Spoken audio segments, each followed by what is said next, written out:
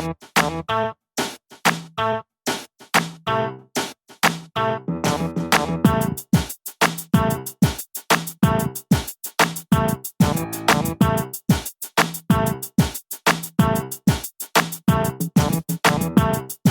start again. Good evening, everyone, and welcome to another edition of Caribbean Feedback. I am Deroy Souden, and let me introduce the lady next to me. Didn't you say you were going to introduce me? No. To introduce myself? All right, let me start again. You said, let me introduce, and then you went pause. I know. Okay. So I'm going to say, I'm Deroy Souden and Karen, and you guys just take one by one and introduce yourself, okay? Should we say the name of our business? It's already there. We don't need to say that, I don't think. Hello, everyone. Welcome to Caribbean Chat. It's a great day. Yo, Virgin. Caribbean Chat is my show. Oh, Jesus. You're hosting my show now? Me? I got dead. Oh, God. A second time you said it for the day. I wanted to know. There was a second time you said it for the day. You're hosting no, don't even clean this up in the edit, boss. Let him make him do it right. I am so embarrassed. You're giving me an idea to do some bloops and blunders at the end. Yeah, man. Right? That will be fun. Yeah, make him sweat. No, yeah, make him sweat. Yeah, make me sweat now. All right. Okay, here we go. Okay. Hello, everyone, and welcome to Caribbean Feedback. It's a great pleasure and honor to be here with you this evening. That's right. I am Deroy Souden, along with... I'm Karen Forrester of BantuKreations. I'm Curtis Henry from Caribbean Chat. And I'm Sam Archer from Muzilog.com. Awesome. Well, this evening we have a great show for you. Today we're going to talk about lessons that we have learned. Lessons we have learned from things we've tried and failed at. Hold on. Who here went to school? Is it learned or learnt? We, on this side of the hemisphere, say learned. Okay. There's some islanders that say learned. Yeah. The American way says ED. So when do we use ED as opposed to learnt? We don't use. Let me get serious. Let's start again. No, boss, we good. No, we in the show. We good. We rolling. We in the show. All right. Keep rolling. So everybody think you speak perfectly all the while. I've been telling you all that from the show started. Jamaican people can't talk properly. Mr. Trini can't mention anything like that. Stop it. So let's keep going. I mean, today our topic of discussion is lessons we have learned from past experiences or businesses that we've failed at along the way. Something like that. Or relationships. Whatever it is. We're going to discuss that today, and yeah. Well, Sam? let me simplify. Things you have learned from things you have tried and failed. There you go. We'll never do it again. Nah, do it again. Well, it depends. Some things you might do again. You might just say, let me tweak it this way. So it could be relationships. It could be business. Developing a tick. A tick? No, can't make me do it again. So, but I took down a few notes so I could just run through this and give some meat. So, I wanted to also look at MLMs, multi-level marketing companies, because many of us, some form of fashion, have tried a couple of these. We have people like Prepaid Legal. You remember Prepaid Legal? Mm-hmm. Yes. I've never tried Still that. around. Someone tried to recruit me for that, but I never did sign up. Oh, okay. Who remember Nextel? Yes. Nextel. Nextel, right? That was a phone. Phone. Are you just reminding us of the companies, or are these companies? No, I'm just running through because it's related. It's just MLMs that you tried. Okay. But I just like to mention these because this, covers our audience hearing these names, it'd be like, oh yeah, I remember trying this, or I remember trying that. And that would sort of start the memory thing in their head. Quick Star. Who remember 5 Links? No. 5 Links, right? Wow. What is You'll it? have the folder right here. I used to do 5 Links. Never lasted 2 weeks, but hey, it is. Right. Herbalife, Avon, Mary Kay. No, hold on. No, you're calling too many at the same time for me to have my hand up in the air. Sorry. I never did no Mary Kay. No Mary Kay. No Avon. Rasta doesn't do Mary Kay, man. Rasta don't do Mary Kay. They could have bribed. They could have bribed. You want to continue with the name, pink, or you want me to interject at this point in time? You didn't get the pink Cadillac. Okay. Hold on, boss. Hold on. See, you draw a very interesting card. I sold life products way back in the 80s. Okay. There are 3 things I think they used to say: wear the button, use the product, and speak about the product and the opportunity. Those are the 3 things you had to do. And I was gung-ho about this because nobody couldn't tell me I wasn't going to get rich. I know, right? And this was my early experience with multi-level marketing, which is what made me shy away from anything that remotely looks like multi-level marketing. Same here. Okay. Not that there aren't companies that work, but for me, it was a terrible experience because here it is, I sell weight loss products. I'd put up my flyers after work, put up my flyers all over Flatbush Avenue in Brooklyn, the little pull-off tabs with my phone number in it. And people would call and say, hey, sir, you're selling this thing. I need to lose weight. Okay, fine. You talk to them how much weight you want to lose, blah, blah, blah. You put together the package for them. You take it to them. And there was a guarantee. Use this product. If it doesn't work in 30 days, you get your money back. In 30 days, people were calling me, I want my money back. The product didn't work. I'll be right over. Now, remember, we're talking about the 80s. I was a pretty young guy then. No vehicle. We're talking New York City, so you got to take the bus, the train, buses, whatever, to get to somebody's house. You reach over there, and I said, okay, let me see the rest of the products. They take it out. Now you have 30 pills per bottle or 90 pills per bottle, whatever it was. And you sit there and you count the product, and 1 bottle is empty. The other one, 2 are missing. The other one they didn't touch. But the can with the vanilla shake is empty. Of course. Empty. And they said, sir, I want my money back. And they want their money back. Sorry, you can't get your money back. But you said, and they start cussing and carrying on. I said, but I told you use the product as instructed. When I did, I said, sir, you empty it. You have 30 pills in the bottle. Right now we have 28. Means you only took 2. They said, exactly. I every day. I said, show me how you can take it every day and still have 20. The bottle is still full. You didn't use it. Oh my God. The instructions. And the thing I had a picture with, why should I have to babysit someone who's morbidly obese? You're speaking where this person needs to lose 200 and something pounds. Get outside and walk around properly. And I give you something that can help you. And you refuse to do it. Follow simple instructions. But then you want your money back. You actually gained weight because all you did was add more protein to your diet by drinking the shit because it tasted good. So that day left a bad taste in my mouth. I was like, you know what? I'm done babysitting people. I'm not going along anymore with this stuff where I have to babysit you to do something for your own health. And wow. What an experience. I know. That sounds like an experience. So that was Herbalife. That was Herbalife. You did there. Who remember Melaleuca? Is anyone? Melaleuca? I remember. Never heard that one. Never heard of it. So Melaleuca is really, I think it's an oil. And it was a business that was based around this oil. And the oil is, you use the oil for different things.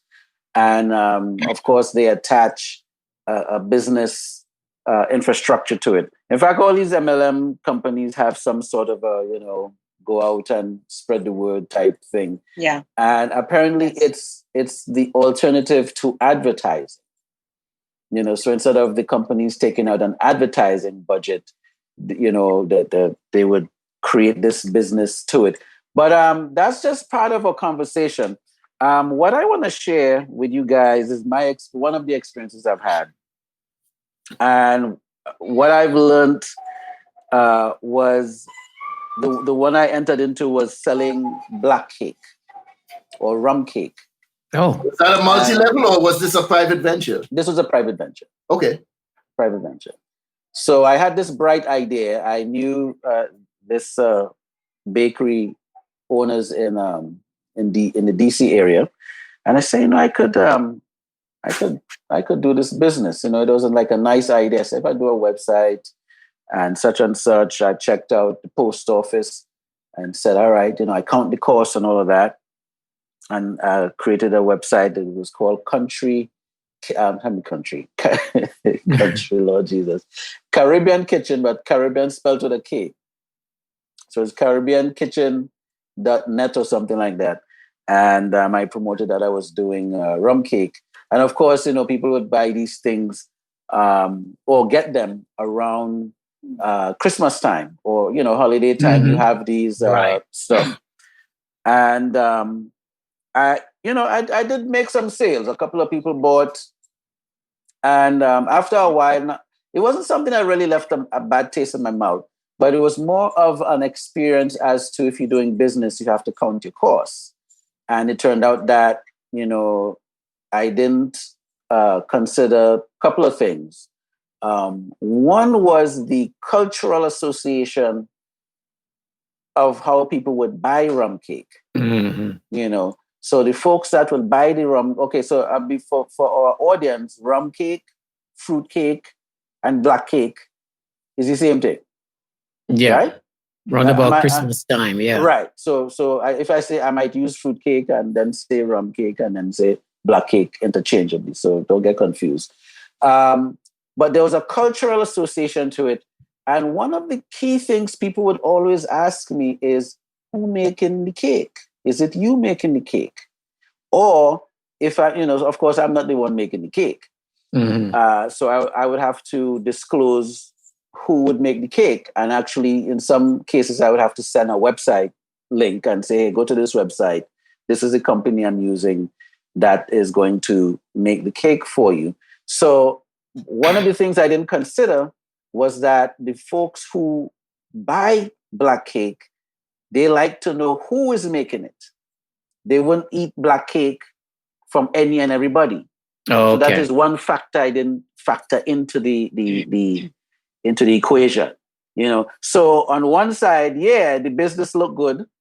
If people really want black cake, they can get it. There was a nice deal with the post office. There was a nice deal with me getting the cake from the bakery and then, shipping it out where it's at a reasonable cost for the person receiving the cake.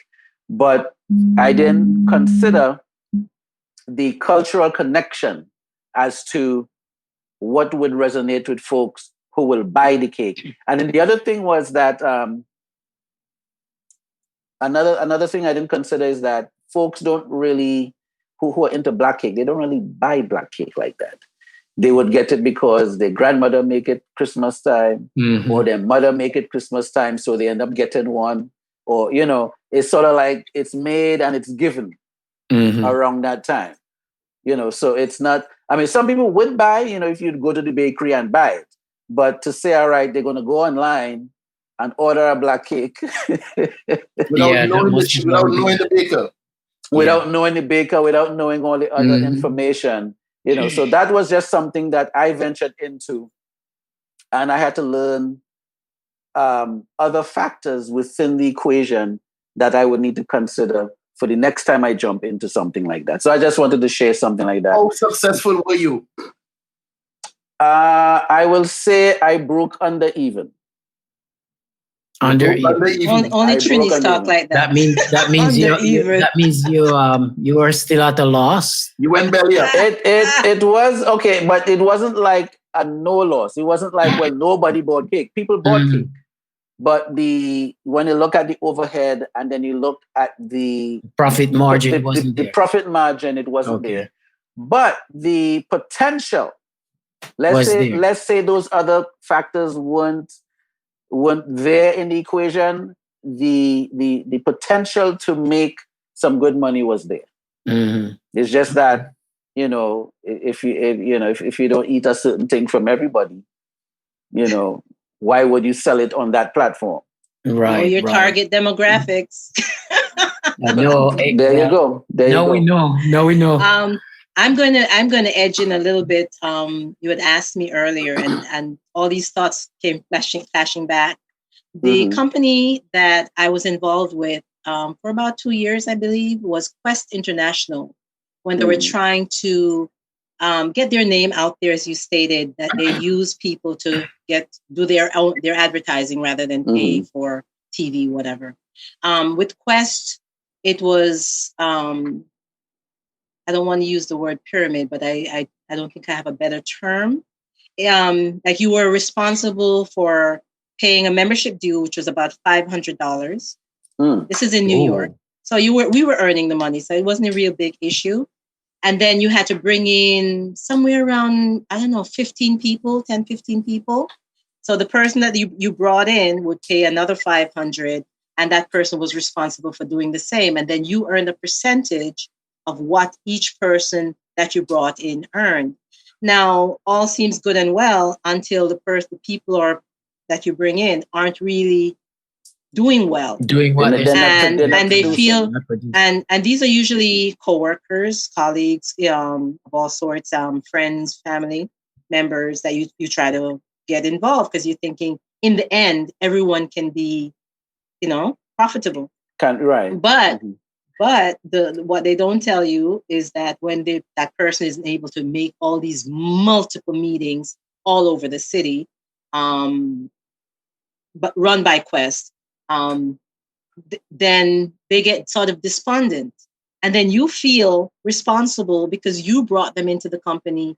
It's because of you, they trusted me. Let me speak per first person. And they spent out $500. They're not doing well. And you feel as if, wow, I felt responsible for them putting a $500 investment and not being able to see any return on investment. So that was my issue, and people who just maybe not had the big money, but had the big dream of being able to turn something over, and it was a bit sad for me to see that people came in because of me and weren't able to do better, That affected me a lot. So what did that is what not did you something learn? I would repeat. I would not repeat that. I would not bring in friends and family. I would, and everybody knew up front the risk. If they weren't able to repeat the same, levels of success in recruiting people, they all knew that the potential, but knowing and seeing it, very different things. So I would chime in and say the challenge there would have been actually selecting people that you think would be able to produce. Could have been part of the challenge there, or the lesson is bring people who can produce opposed to someone who you think, this is my friend, let me in situations like this, you can't, it's a roll of the dice. You can't think that any one person will produce. Sometimes the least likely person might be the one to rise to the top. That's true. So who wants it more. Today's equivalent is posting on social media and something going viral. You don't know what will go viral. True. So very same issue with that. You just have to bring people in, bring them in, and hope that somebody take up the business and run with it, where you can sit back on easy street and draw some revenue from that. And the thing with business on the whole, whether it's multi-level marketing or just a brick and mortar operation, I tend to look at a business as a child. You cannot bring a child into the world and just leave it out there and somehow think that it's going to raise itself. And a lot of people are sold on that concept when they join the companies. That they tell you, no, don't worry. After a while, you just sit back and the money comes rolling in. Never works like that. You have to continuously work, You have to nurture it. Yeah, nurturing, bringing new people in, talking about it. And it takes over your life. That's all you do outside of your job. It does. Prospecting, day in and day out. And a lot of people go in under the illusion that they could somehow sign up this whatever number of people and just kick back and get rich. And it never works like that. Well, my experience was with a company called Dynamite. I don't know if anybody ever heard. I heard of that one before. Yeah, remind me about that one. I heard about Dynamite. Rather explosive. No, I'm sorry. No, that you say explosive. It's actually diamite. Diamite, not it dynamite. Was some Diamite. And so they were pretty much into health, selling these kind of like energy products. Powders and herbs in a bottle and stuff, but there was this one aloe vera based product that I swear it works. You drink that and you're full of energy for the rest of the day. And so me being as shy as I was back in the day, I was very shy, I was very reserved because I was very suicidal back then. But that's another story. And it was very difficult for me to recruit anybody because I did not know how to approach people like that. And so I ended up using all of the bottles myself. And just use them myself. Because after all, I already paid for them. And so I would just show up at the meetings. And, they try to sell you these products and how good the products is. And then they'll show you testimonials of people making 10,000, 100,000, showing you flashy cars and stuff. And that was my mentality back then, the American dream, which I'm still fast asleep, waiting for it to happen. But anyway, I ended up walking away from it. And after that, I tried 5 links, same scenario. And I have a very brief stint with prepaid legal. Never succeeded at any one of them because I didn't have the passion nor the drive for it. So the lesson that I learned from that is, make sure that you're passionate about something before you throw yourself fully in, before you submerge yourself fully into it. So I would interject. I did prepaid legal, and prepaid legal was one of the many that I've done that I did. That I did make a little money from it. The prepaid legal. But I like your lesson there is to be passionate. Yeah. I think being passionate about what it is you're doing is really 110% of you actually succeeding. Is to have the passion to run in there and do it. I totally agree. Anybody here remember 900 numbers? Oh, I remember 800, but not 900. No, 900 numbers. No, yes, I remember. I bought the package to do the 900 numbers. I started putting. I don't know anything about 900 numbers. I know the scam with this was you get people to call this 900 number and listen to something or whatever it might be, and it's just running up their phone bill. That's the bottom line. What it was about. Okay. And people ran up their parents' phone bill to thousands upon thousands of dollars calling 900 numbers. There was a scam. No, it's no. It's not really a scam. It's sort of like a scheme, I guess. Well, that's what I mean. Wow. Scheme, scam, same thing. So what happened? What had happened was I bought the 900 numbers, took everything home, started putting my ideas and everything together. And then some of the key people who were doing the 900 number thing make the whole operation go out the window. Back then, I don't know if you all remember Dionne Warwick and what's that Jackson sister name? Latoya Jackson. I remember the commercials. They were doing the 1-900 numbers, and something with Latoya Jackson got into some altercation with her husband. I remember. And immediately after that, Dionne Warwick allegedly got caught in the airport with some marijuana in her bag or her suitcase. No, they were doing the psychic. Right. The psychic light. That's what's Dionne Warwick. Thing kind of crashed because the joke with the comedians was, wait a minute, what kind of psychic Latoya Jackson is? She should have seen the husband waiting behind the door when she reached home. Exactly. So he was like telling me to call 1-900 blah blah blah. You reach home, push your door, walk inside, and get clubbed upside your head. Is this what was Miss Cleo a part of that? Yeah. Affiliated. Call me now. Call me Call me now. now with our full Jamaican accent.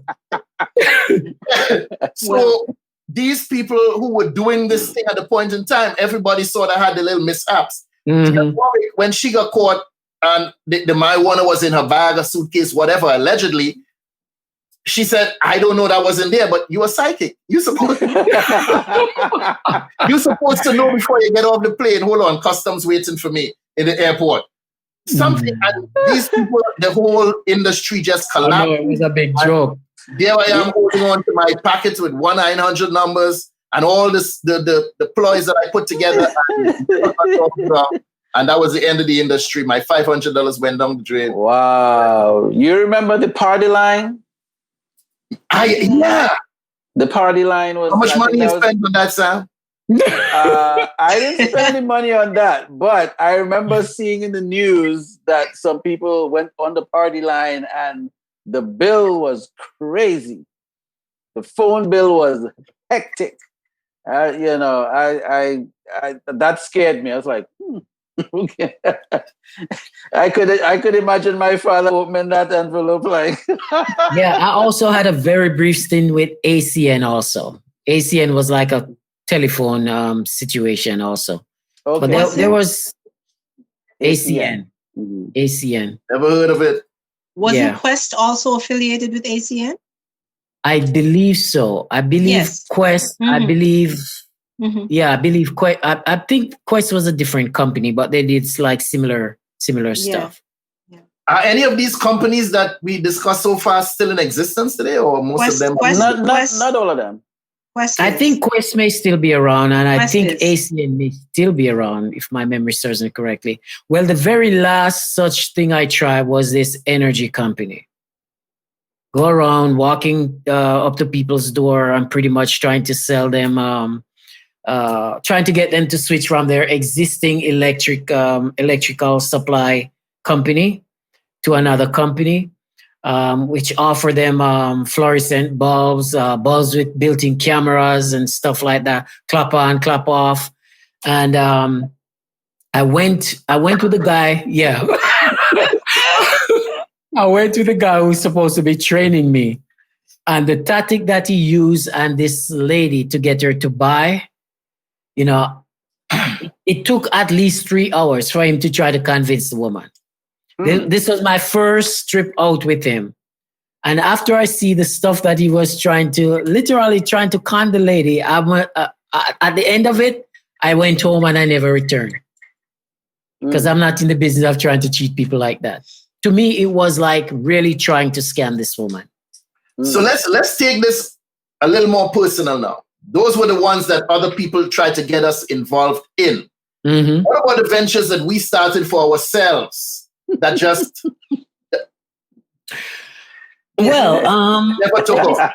Let me see. Back in 1999, I started N-Sound Entertainment, and some know about N-Sound Entertainment. Yeah, I was planning to ask about it, but yes. Yeah, it's still alive and well. It's just that the new site has been under development.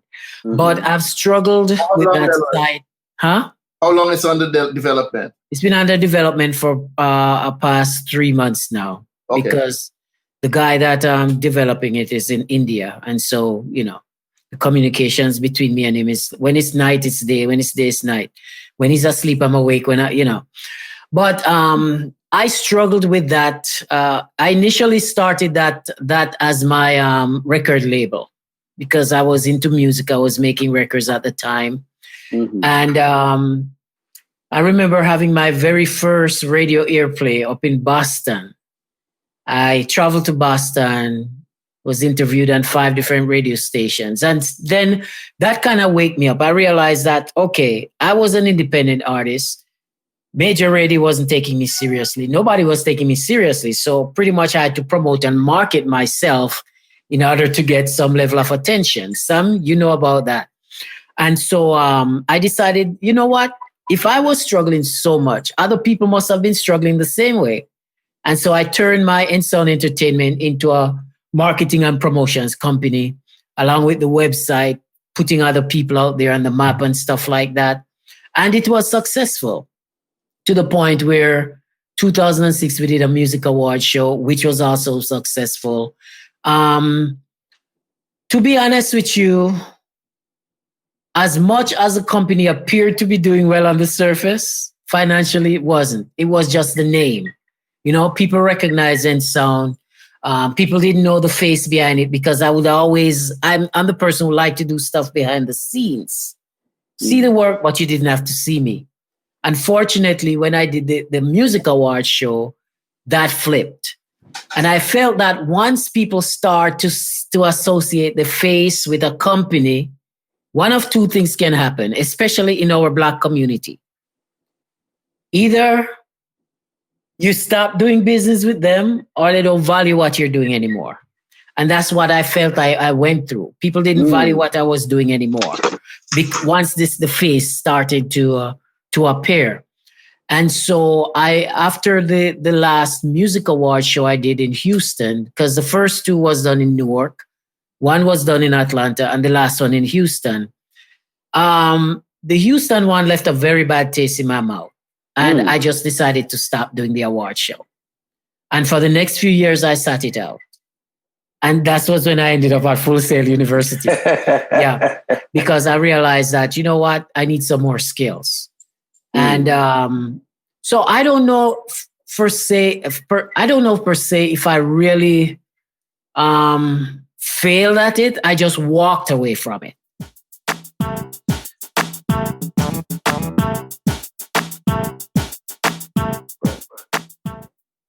Curtis is in shock.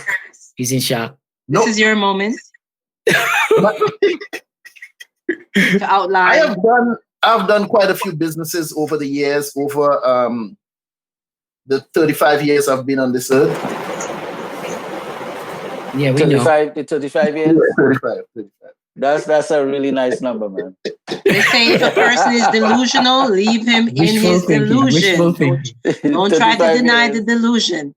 I started working I wouldn't even say as a very young man. I started working as a child from 14 years old. Well, I've always had an entrepreneurial spirit, even way before that. From a little boy in Trinidad, Carnival Day, used to go outside and pick up bottles and return the empty bottles for, I believe, a penny, 5 cents, whatever it might be. 5 cents a pop. Yeah, and that was the greatest part of my Carnival experience because I'd go out there and come back home with money. And I enjoy myself. And for the whole day, enjoy yourself with the music, eat, everything, and come back home with money in my pocket. I love that. And I'm talking from a child. So I've always had this entrepreneurial spirit. And a job has never been enough for me. Working a 9 to 5, I always had this inclination that I can do more, that I am more than just that. So I've always pursued some sort of a business somewhere along the line, regardless of what job it is I might have been doing. And some of the jobs and whatnot, I started off at, after I left school at a very early age, they sort of encouraged me out the door. All right, I was expelled. Okay. Well, I don't know if I should be laughing at that. What did you do to get expelled? Come on, man. Oh, we get it now. But go ahead. They get it. Come on, man. I don't see the reason they put me out of school up to today. I had a little fight, beat this guy up. I choked the principal. Come on, they put me out of school for that? You choked the principal. Oh, okay. All right. Yeah, that's... Let me leave that alone, man. Let me leave it alone. I'm not proud of these things. You understand what I'm saying? But anyway, one of my early ventures on the street, I started selling weed when I left school. On the corner. Like weed? You're not pharmacist. Yeah, weed. Weed. All right, good. Yeah, they're food. You're a street pharmacist. I went on started working in an ice factory. I got fired from there. I went to a chemical company that make dishwashing liquid and stuff. I got fired from there. I started working and doing construction, building houses, that kind of mixing cement. I got fired from there. So you're a fireman. Really and truly, I could have been considered the poster child of failure. Okay, this was at a very young age. Then I went to helping a friend of mine with a business. We had what you call a little ITIL shop back in Trinidad, selling CMOS and stuff like that. Then come to America. I was in the military for some time. I working on helicopters, aircraft, structural repair. Then working at a car parts company, got fired. No, I didn't get fired from that. I just walked, left my check and everything. When I realized there was no place to go from where I was working. Mm-hmm. One guy working there for 9 years. And I said, oh, so you're the foreman? He said, no. I said, what do you do? He said, the same thing you do. I said, for 9 years? He said, yeah. I said, I taught you the foreman or something down there. He said, no, man, I do exactly what you do. I said, for 9 years. He said, yeah. I walked back inside. I shut the machine down. And you left because you didn't want to be stuck in for 9 years. No, I refused to be stuck in that. That sound like jail, boy. No, I was out, bro. I still have the letter. This, mind you, this was 1984 or 85. I still have the letter that they sent me stating that you left without authorization and something, and your services are no longer needed. And I laugh every time I read it. No, I was out. Nevertheless, I went on to learn upholstery, which I still do up to this day. That's my skill. That's my craft. And I opened a business doing upholstery. It never quite took off. I opened it for some of the wrong reasons because family encouraged me to do it. A sister of mine, she said, you need to open your business. You work, it's so good. It's impeccable. If you open a business, I have work for you. I have work that you can do. And I have nurses, friends who I will encourage to come and work. Did it work? I opened that business, not one phone call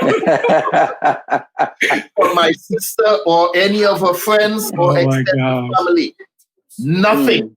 Okay, no business, nothing from any of these people. And sometimes we have to be careful why we do some of the things that we do. That's true. But you used the word passion earlier on. Is it something that we're passionate about? Did I really want to go out there and do this business? Or was I doing it to satisfy someone else?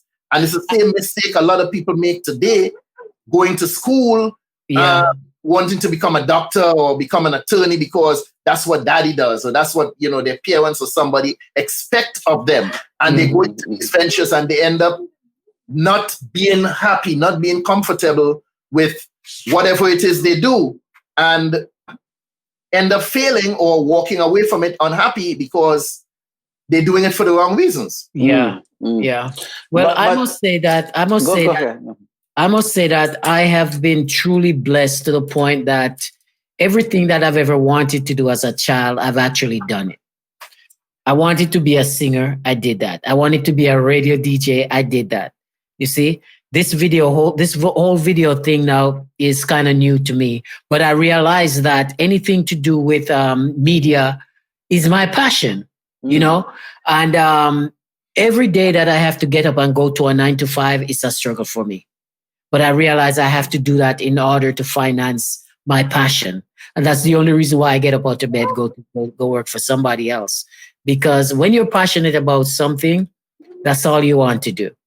And if I could do what I'm doing now 24/7, I'll be in heaven, And like you say, a lot of us do stuff because people encourage us to do. I wasn't that fortunate to have people encouraging me to do anything. Everything that I've done was what I wanted to do. I wanted to chime in on what Curtis said also about family and the expectations that they will be your greatest supporters. And that usually doesn't happen. No matter what is said prior to your developing whatever line of business you're in. Family and friends are not necessarily going to be your biggest supporters. I know that firsthand. And that is a very difficult lesson that I've had to learn. I've seen it through friends and stuff like that, but to actually experience it, that is quite unusual. And I wanted to add on. It's discouraging, very discouraging. It is very discouraging because if the roles were reversed, I am your biggest supporter no matter what. Exactly. If I'm a friend, oh my goodness. Go ahead. I'm sorry, my dear. I didn't. No problem. But I like where this conversation went because I myself, would get encouragement. Yeah, you could do this, man. Put it together, and when you set it up, call me. I have some people for you. That good thing. Same thing like what your sister said, Curtis. And you go out and you set it up and you put it together and you even give them a part of the journey. You call them, hey, you pick up the thing, Yeah, right. And you're billing and now you set up and you say, hey, we open for business. And then the first thing, the same one who encouraged you to do X, Y, Z. Now, the first thing they could, boy, I ain't really getting much call on anything, Yeah, they find all kind of excuse. I talked to this one and nothing happened. And, I try to link up over here and nothing happened. I remember there's a friend of mine, we did an album for him. He's a pastor. And he would sing, and every weekend he's singing at a church somewhere, and folks would be like, hey, when is your album coming out? When is your album coming out? When is the album? So he ended up calling me one time and say, Sam, boy, folks want to know when I'm doing a project, so we sat down to discuss the project.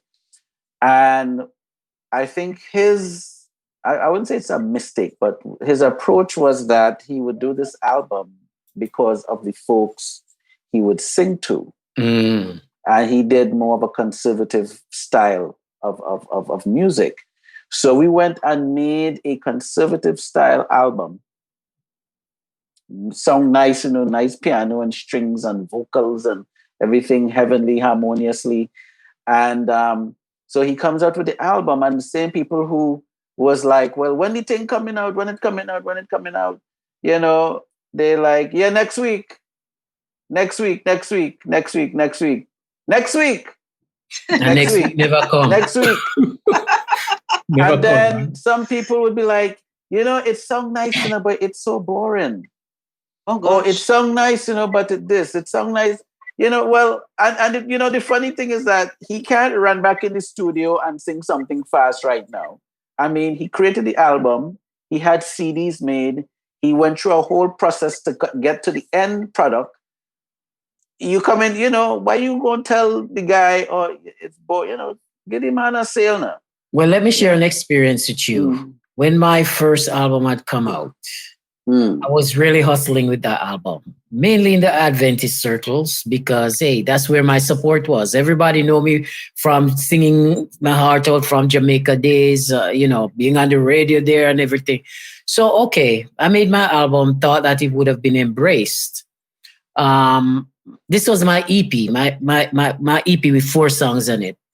So this is with Holy Fire? Holy Fire, yeah. Okay. All right. So I must admit I did get a few support, but I went to my home church, and the whoever was in charge of putting up stuff in the bulletin and stuff decided to put my album, my flyer up in the bulletin. Mm. So the elder came and told the lady that she had to take it down. She had to take the flyer down because I was stooping down. And that cover, right? Because I stoop down. The album cover is me stooping down. The elder have a problem. It was a pose for a shot, right? Yeah, the album, the elder have a problem with it. Needless to say, it was the last day we set back foot in that church. Lord, go back. Because it's like, no, seriously. And to compound that, one time I did homeless too, and the church never helped me one bit. So that was 2 strikes right there.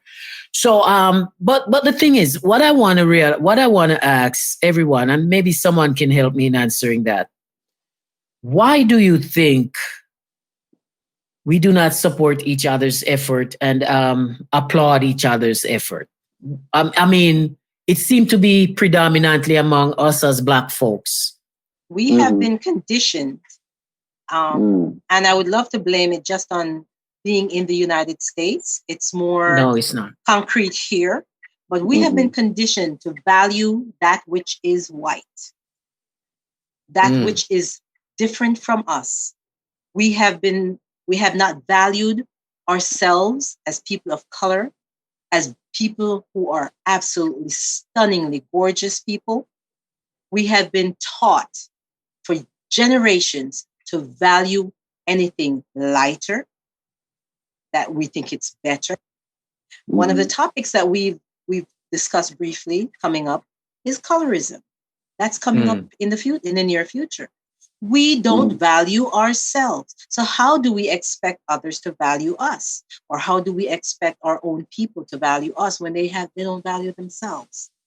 I have huge issues with that. And I've seen it in so many ways. Me too.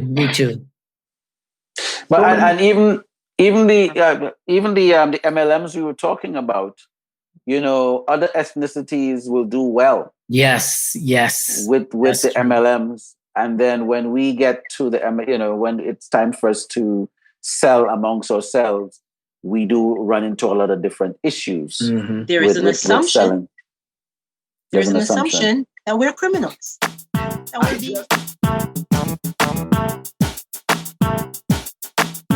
I just remember an interesting story when I first started writing poetry.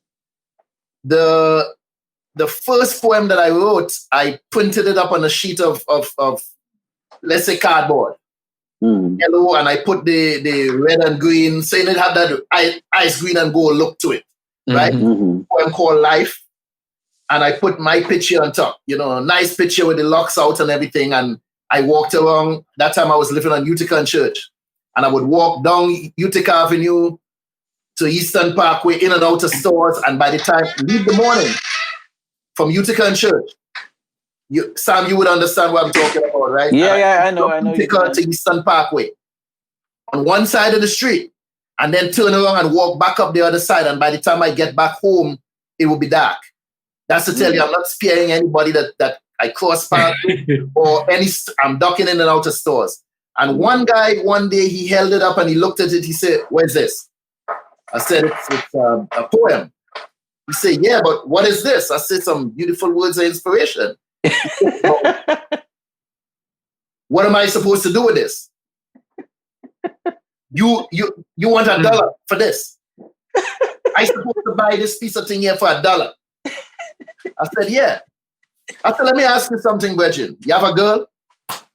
He said, "What do I have to do with anything?" I said, "Do you have a girlfriend?" He said, "Yeah." I said, "Play along with me." He said, "Yeah." I said, "You ever bought a card for her birthday?" He said, "Yeah." I said, "What's written in the card?" 2 words. Happy birthday. You paid $3.50 for the card. I know, right? Right? And she take it and she put it down on the dresser for about a week because she's so proud of this card that says happy birthday.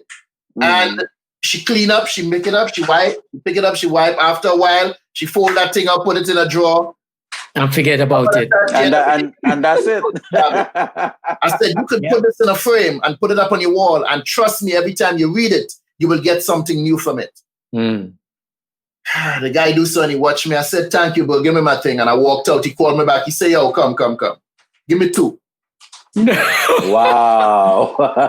He said, "You prove your point, boss. You prove your point. You made a strong case for what it is you're doing." And I never looked at it that way.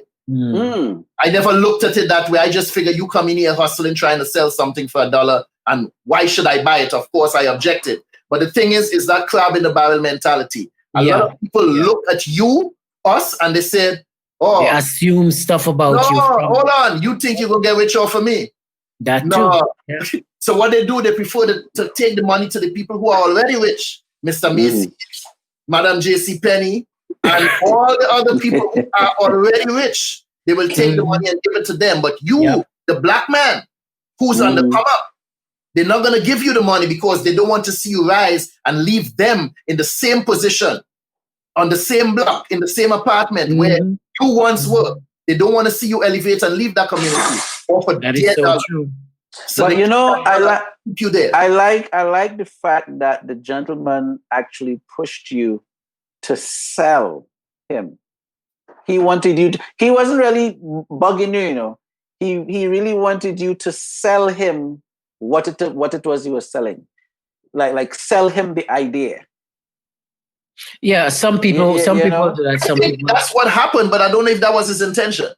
I don't think that was his intention, but it forces you to. Well, it forces him to understand the reason why you were selling your product. Right. So he But I must say though, in the according to David Rudder, in the funk and the fury of what we deal with as entrepreneurs, there have been a few people of us that will see us on the road selling, and they'll just come and patronize. Yes. They'll just walk up, "Hey, I see you doing a thing here. Look at 5." I had to tell this lady. I'm sorry. I had to tell this lady to put down my CD one day because I mean this is somebody I know very well. Okay, and it's not like she don't know that I can sing because she's in church every week when I sing. And so when my No Doubt CD came out, she come at the table and she pick up the CD and she look at the cover, she turn it around, look at it, turn it around, and then she say, why aren't there more songs? And I said, ma'am, you can put it down and walk away. You don't have to buy it. I know you don't intend to buy it.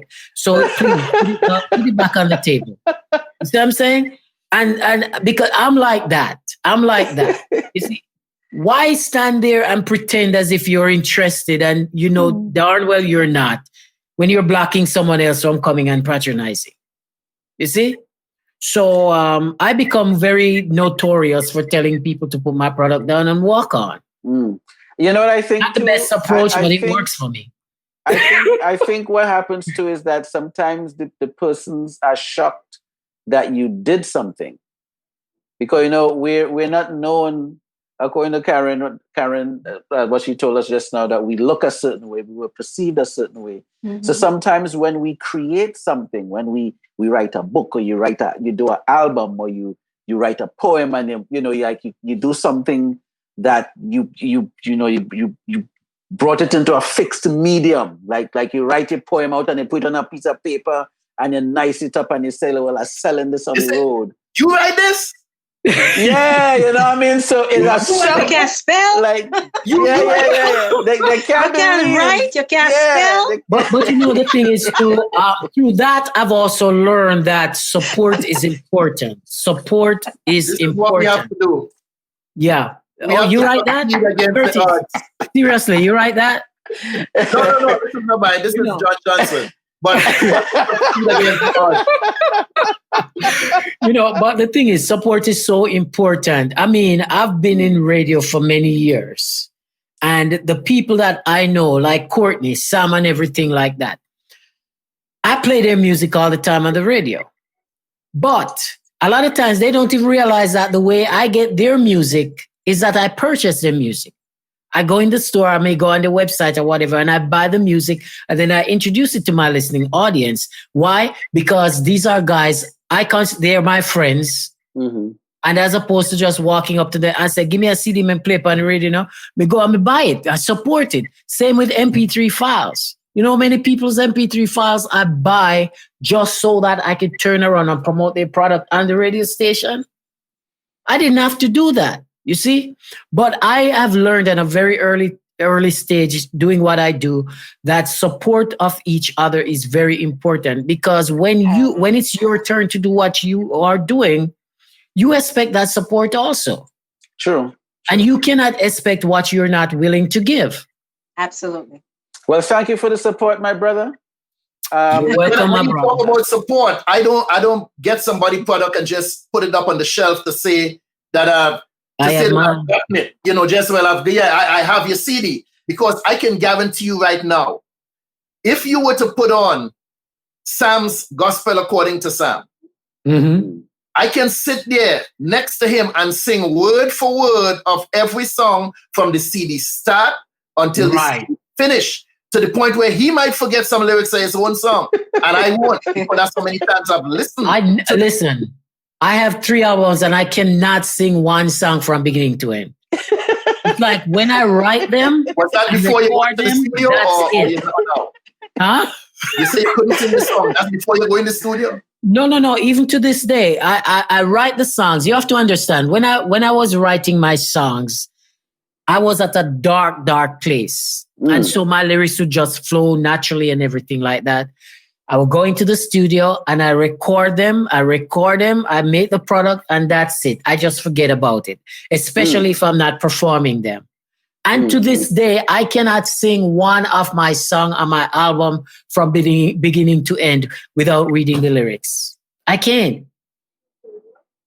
So wait, hold up.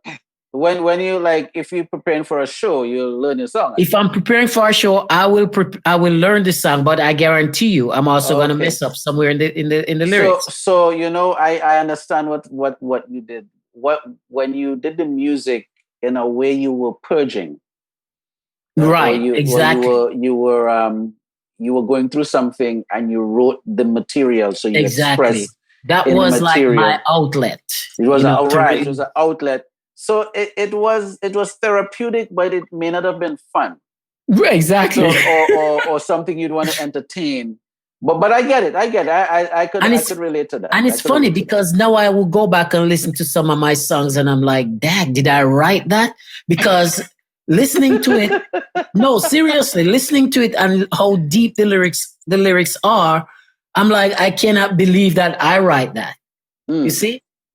And so I was around with this chick one day and she said, one thing about Deroy, you're a darn good songwriter. And I'm like, really? Because that took me by surprise. I've never considered myself a good songwriter. But when I go back and in a quiet space and actually listen to my stuff, which I don't do a lot of, I realize, Dad, did you really do this? You know? What about the people, gentlemen, lady, the ones who always give me a blinder because they know you. They want to come to your restaurant and eat for free because they know you. I used to be a dollar cab driver in New York. I was one of the original dollar van drivers running Utica, Flatbush, Church Avenue, way back in the day. Running down people. Yeah, I got you. Killing people along the way. Not true. Somebody you know would jump into the taxi and they say, all right, yo, Troy. Okay, Schenectady, right? And then you reach Schenectady and they say, all right, yo, I'm not fair, you know. Yeah. This guy do that to me in Uber, doing Uber, this Nigerian man. This Nigerian come out of my car. Tell him how much the trip was. No, he was Nigerian. I'm nothing to be nice about. We all know the background of Nigerians. Some of them, not all of them. Not all of them, some of them. They will scam you. And that's a fact. But this guy, okay, he told me he didn't have a card, he have cash. He was going from Plainfield to somewhere farther in Central Jersey. So I gave him the fare. I looked it up first on the app and gave the man a $10 discount. The man said, okay, that's good. We get to the place. The man handed me $23. He was supposed to give me $35. The man handed me $23. I count the money and say, what happened? I told you that it was going to cost you $35. What happened? The man said, this is all I have. And he got out of my car. Wow. Just got out like that. Wow, that's a tough one. I'm not sure we're in the right format for me to discuss my encounter with that. And it was for way less money on Church Avenue. Picked up a guy. When he jumped in the cab, he said, you have any tokens? He said, because I'm in a rush. I don't want to have to stop by the token booth. I said, yeah, I have 2 tokens. I gave him the 2 tokens. And then he's supposed to pay me for the fare. Right. When the guy reach up to the D train now on Church Avenue, the guy jump out and hand me $1. I said, boss, yo, what happened to the 2 tokens? He said, what 2 tokens you talking about? I came out of the vehicle, and when I looked down the block, I saw the cops. Now, I'm running an illegal taxi. I can't make no noise. Right. And plus, choose your battles. Choose your battles. Right? Yeah. And the cops were right there. I couldn't make no noise. I felt like going away. The very next morning, I came out. Looking for it. You're running to him. Hit Utica. And as I turn off Avenue D onto Utica, who do I see? First man, I pull up in the middle of the street and back him down. I won't tell you what I do. It's not the right forward. Oh my gosh. But I got back my money and then some. But seriously, some people get you to that place. He had in his pocket. Because no, you don't take food out of my children's mouth. Don't do that. Exactly. Don't do that. Police end up rolling up on me, and long story, but I got out of there safely. I got out of there safely after explaining the situation to the officer. The officer, yo, I put a knife to him throat. And the officer pulled up on me and he said, what you doing? I said, yo, the man robbed me last night. He said, how much you robbed me for? I said, 2 tokens, and I said, $4. He says, you gonna kill him? I said, yeah. He said, for $4? I said, yeah. Perspective. We have to keep things in perspective, people. Sometimes you have to go there. I'm sorry. Sometimes you got to go there. I refused to move the knife from the guy's neck. I said, no, the guy robbed me. We don't know about the knife at the neck, but sometimes you have to get rough. Yo, the gun drawn, and the man say, yo, you gonna kill the man for $2? I say, yeah. I say, yeah, the man took food out of my mouth. Do that. And mind you, I'm in a full suit of white because I was heading to the mosque. Friday morning, I'm going to the masjid.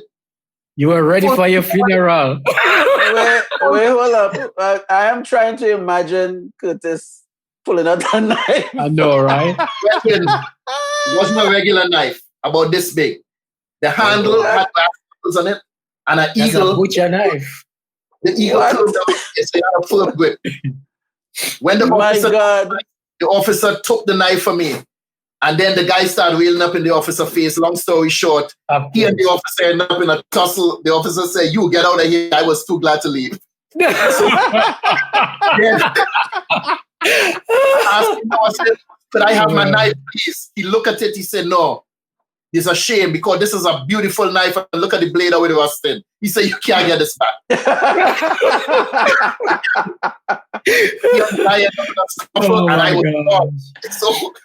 So he eventually got arrested for putting hands on the officer and all of that.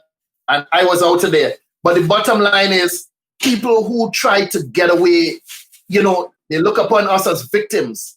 Your own brother. This is the sad part I have. It's always our own. From anybody, but they wouldn't go into the other neighborhoods and steal. No, they wouldn't do it because they know what awaits them there. Yeah, you're going to come and stick up your own brother who have a little tire shop right in the neighborhood who providing a service for you. That's the one you're going to try to rob. Go rob the people who have money. Not that it's okay to rob, but they're not doing that. They're small thinkers. No, because the people would have money, more than likely they have a gun and they'll pop a shot. But that sort of ties into an upcoming topic where we talk about depraved indifference, or yes, where the youth from, I would say, in the last 2 generations, is just this level of depravity that has never been felt before in our society. Have you ever worked for an individual where you use your skills, your entertainment, or whatever it is, and then they sort of expected you to do it? They sort of expected you to do it for free because many times. I went through that. I went through that as early as last year. I built an entire radio station from scratch, online radio station from scratch. The only thing I wasn't responsible for was to building the desk that the whole thing was on. I told him what equipment to get, what microphone to get, what mixer to get, everything. And I ended up walking away, literally walked away when I realized that my gifts and talents were being used. I walked away. And I walked away at the point where they didn't know how to use any other equipment. I didn't stick around to do any training or anything.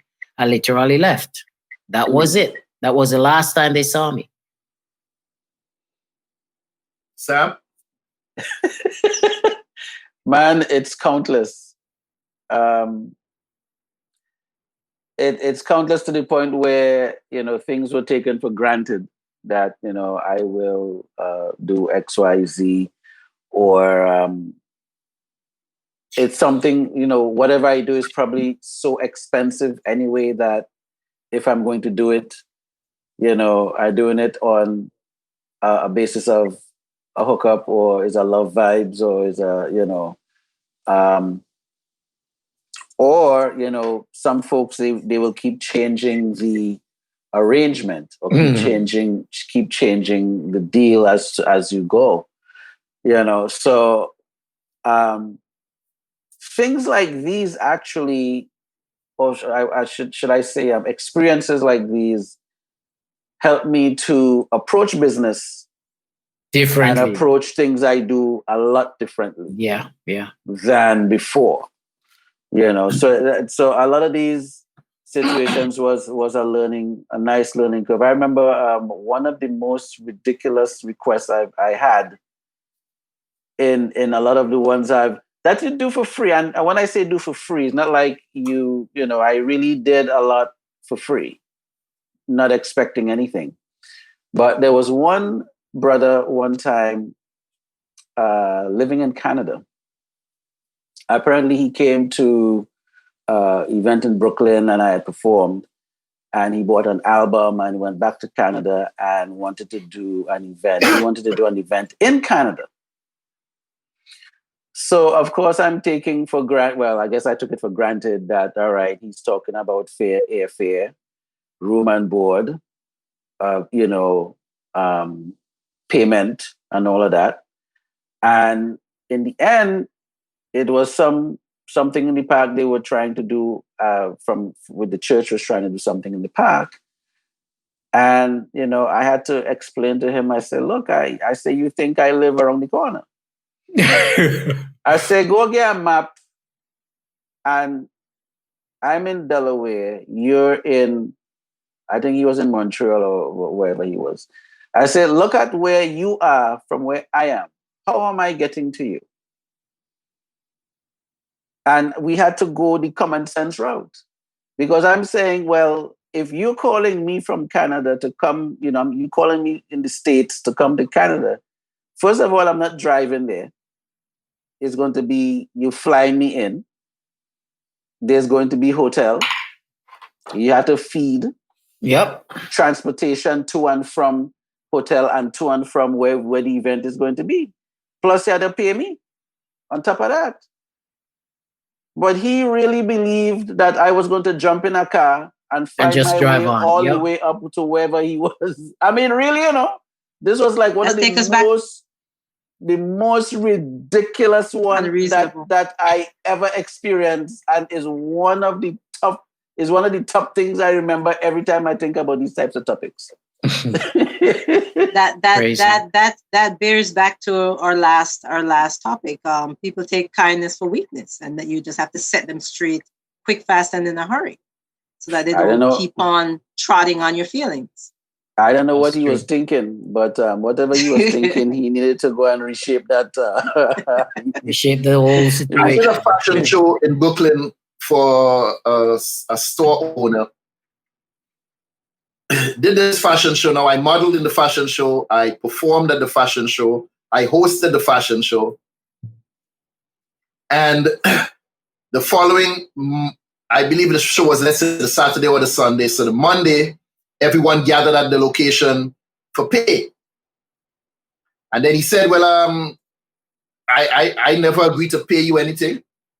However, what you can do, I can give you a 25% discount on purchases that you make. That's how you can make your money. I said, so I have to come and spend my money in your store in order to make back the money you're supposed to pay me, right? This made total sense to him. That's how I was going to get paid. If I come and spend my money now at his store. And that's how I was going to make the money that he owed me. That's insane. That is not madness. That's crazy.